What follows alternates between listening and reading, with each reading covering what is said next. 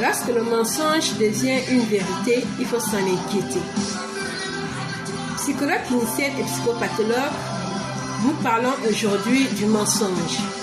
Pourquoi nous parlons du mensonge? Parce que tout le monde peut mentir, mais il arrive qu'il y a certaines personnes qui ne vivent que de ça. Ils ne peuvent pas s'en passer. Ça devient pour eux un quotidien, mentir à chaque instant. Pourquoi ils mentent? Ils mentent pour apaiser leurs angoisses, ils mentent pour se faire accepter, car ils ont au-dedans d'eux un problème de personnalité, un problème d'estime de soi. On peut parler du narcissisme. Alors, qui sont les gros menteurs?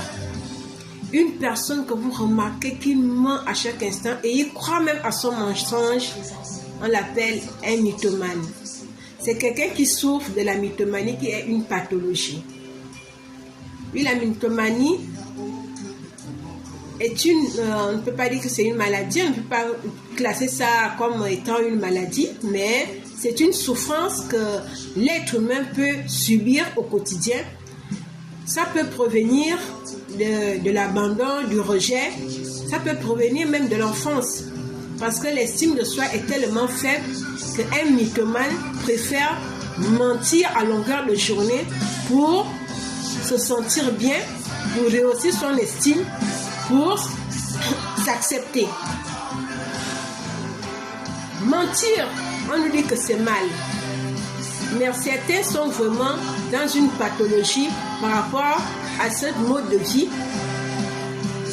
Ils préfèrent passer par cette façon de faire pour s'accepter, pour se faire accepter par les autres et pour se faire accepter par soi-même. Ils mentent et lorsqu'ils racontent leurs histoires,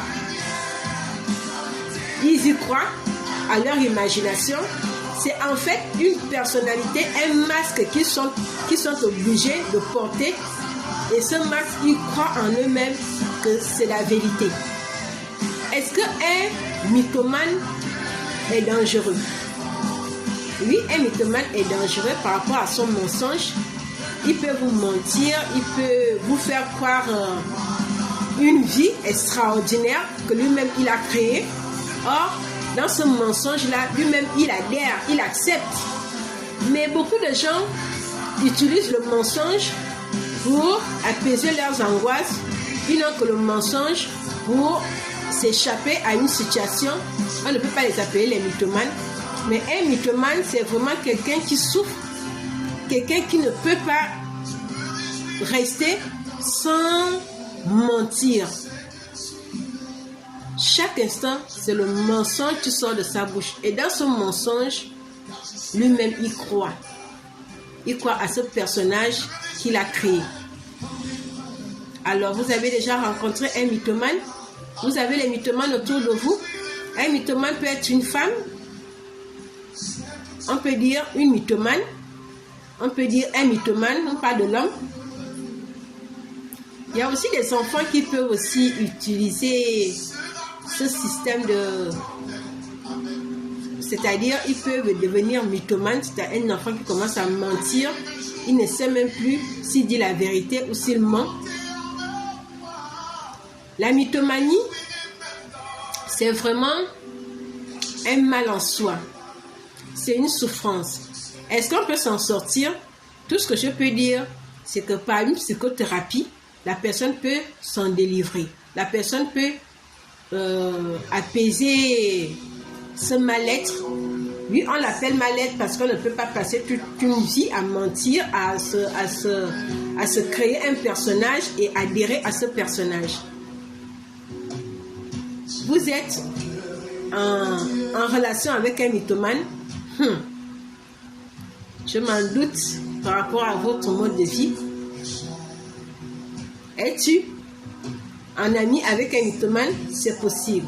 C'est une personne, quand il parle, il vous regarde dans les yeux pour voir si vous croyez exactement à son mensonge. C'est une personne, il vous fixe pour voir votre regard. Or, lorsque quelqu'un ment, on fuit le regard de l'autre. Mais par contre, le mythomane cherche à vous observer. Il vous affronte du regard pour voir si réellement tout ce qu'il raconte est crédible. Alors, pourquoi rencontrer un psychologue? On rencontre le psychologue pour sortir de ce genre de pathologie, on peut dire, parce que c'est vraiment un mal en soi. Être mythomane, c'est pas agréable, c'est difficile.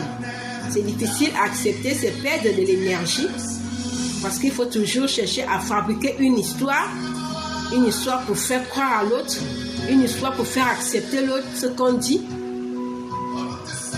C'est un problème, on peut dire, c'est une difficulté pour le mythomane de trouver son identité propre. Il se fait passer par un personnage que lui-même il fabrique et il croit à ce personnage et il veut vous faire croire que ce personnage existe. Il croit à son mensonge en vous faisant croire que ce qu'il raconte est réel. Et il est toujours dans l'extraordinaire, dans l'extrapolation. Il raconte. Et vous adhérez à ce mensonge. Imaginez-vous un peu les femmes ou les hommes qui sont en couple avec des mythomanes. Et parfois, les enfants développent cela lorsqu'ils ont eu des parents toxiques. L'enfant développe la mythomanie et c'est vraiment dommage. Est-ce qu'un mythomane est dangereux? On peut dire qu'un mythomane est dangereux dans la mesure où, par rapport à son mensonge, il peut vous amener à perdre, si c'est à perdre des finances, il peut vous amener à croire à une histoire, à un mensonge, alors que vous pouvez en souffrir après. Merci, que Dieu vous bénisse.